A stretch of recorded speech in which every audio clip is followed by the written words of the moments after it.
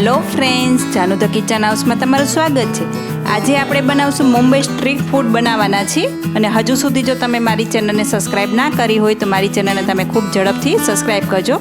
तो चालो जोई आपणे फटाफट रेसिपी।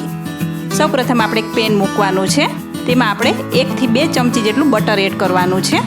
बहु वधारे नथी करवानुं। जो बटर न लेवुं होय तो तेनी जग्याए तमे घीनो उपयोग करी शको छो अथवा तेल पण तमे लई शको छो। હવે બટર થોડુંક મેલ્ટ થાય પછી આપણે તેમાં આદુ મરચાં અને લસણની પેસ્ટ છે 1 થી 2 ચમચી જેટલી આપણે એડ કરવાની છે અને તેને સરસ રીતે આપણે સાંતળી લેશું। થોડોક તેનો કલર ચેન્જ થાય અને સુગંધ આવવા માંડે પછી આપણે બીજા ઇન્ગ્રેડિયન્ટ્સ એડ કરવાના છે। હવે તેમાં આપણે 1 ચમચી જેટલી કસૂરી મેથી છે તે આપણે એડ કરી દઈ। હવે તેને પણ આપણે સરસ રીતે સાંતળી લેવાની છે। હવે સરસ રીતે સંતળાઈ ગયું છે, તમે જોઈ શકો છો। હવે તેમાં આપણે 1 નંગ ઝીણી સમારેલી ડુંગળી છે તે એડ કરી દઈ। હવે તેને પણ આપણે સરસ રીતે સાંતળી લેવાની છે। હવે તેનો કલર ચેન્જ થાય ત્યાં સુધી આપણે તેને રાખવાની છે। જો તમે ડુંગળી લસણ ન ખાતા હોય તો તમે સ્કીપ કરી શકો છો, તો તમારે એકલા ટમેટા જ લેવાના અહીંયા। હવે આ ડુંગળી સંતળાઈ ગઈ છે, તમે જોઈ શકો છો તેનો કલર ચેન્જ થઈ ગયો છે। હવે તેમાં આપણે 1 વાટકી જેટલું ઝીણું સમારેલું કેપ્સિકમ છે તે એડ કરી દઈ। ડુંગળી સંતળાઈ જાય પછી જ આપણે કેપ્સિકમ એડ કરવાનું છે। કેપ્સિકમને ચડતા જરા પણ વાર નથી લાગતી એટલા માટે।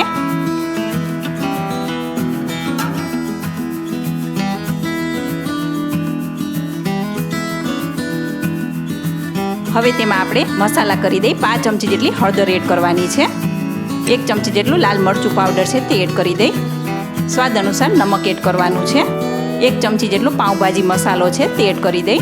1 चमची जेटલું धाणा जीરું पाउडर छे ते एड करी दई अने बधुं सरस रीते आपणे मिक्स करी दई। गैस धीमो ज राखवानो छे, मसाला बळे नहीं तेनुं खास ध्यान राखजो।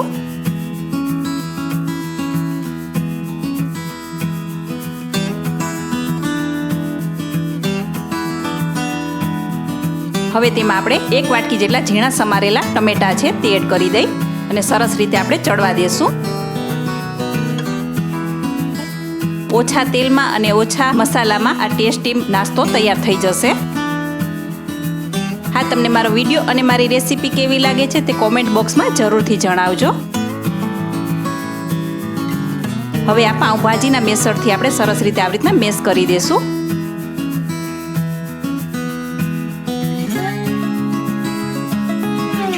અને આજની આ રેસીપી તમને કેવી લાગે છે તે પણ કોમેન્ટ બોક્સમાં જરૂરથી જણાવજો।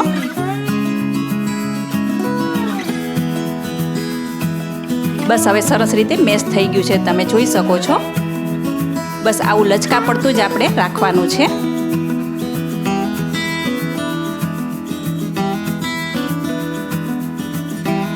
હવે તેમાં આપણે અડધા લીંબુનો રસ એડ કરવાનો છે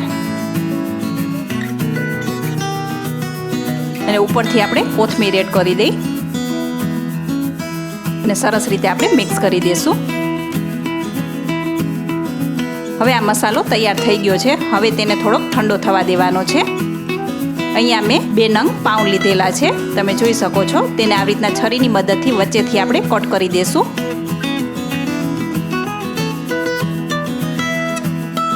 હવે આપણે એક પેન મૂકવાનું છે, તેમાં આપણે 1 ચમચી જેટલું બટર એડ કરી દઈ। બટર થોડુંક મેલ્ટ થાય પછી આપણે તેમાં પાવભાજી મસાલો છે તે 1 ચમચી જેટલો એડ કરવાનો છે અને થોડીક આપણે કોથમીર એડ કરી દઈ। પહેલાં આપણે આવી રીતના મસાલો સરસ રીતે સાંતળી લેવાનો છે અને ફરતો ફેલાવી દેવાનો છે અને જે કટિંગ કરેલા પાઉં છે તે આપણે આવી રીતના ઊંધા સરસ રીતે મૂકી દેવાના છે ને સરસ રીતે આપણે પહેલા શેકી લેવાના છે। આગળ પાછળ બંને તરફ આપણે શેકી લેવાના છે।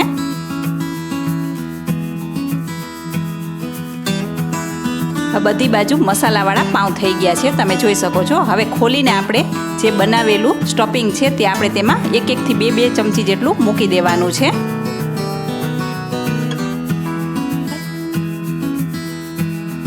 અને હવે આપણે આવી રીતના કવર કરી દેવાનું છે।